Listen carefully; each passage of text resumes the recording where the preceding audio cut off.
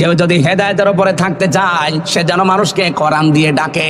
Among দাআ, এখানে টান আছে, আমাং দাআ ইলাইহি হাদা, এখানে টান আছে। আপনি যদি হেদায়েতের উপরে থাকতে চান, ও বাংলার মানুষেরা কান খাড়া করে শোনেন, এই পৃথিবীতে হেদায়েতের উপরে থাকতে চাইলে কোরআন দিয়ে মানুষকে ডাকা লাগবে। এখন কোরআনের ডাক বাংলাদেশে আছে না নেই? সপ্তাহ চলছে কোরআন দিয়ে মানুষকে আমরা ডাকছি, আসেন। আমার বাবার আদর্শের দিকে আসা লাগবে না, আমার ভাইয়ের আদর্শের দিকে আসা লাগবে না, আপনি কোরআনের আদর্শের দিকে আসেন। কথা বলেন না কেন? কারণ আমি ডাকি আল্লাহর কোরআনের দিকে। 2 দিন 5 দিন না, 1 মাস ব্যাপী, 1 বছর ব্যাপী, সারা জীবন ব্যাপী। কারণ আমি হেদায়েতের উপরে থাকতে চাই।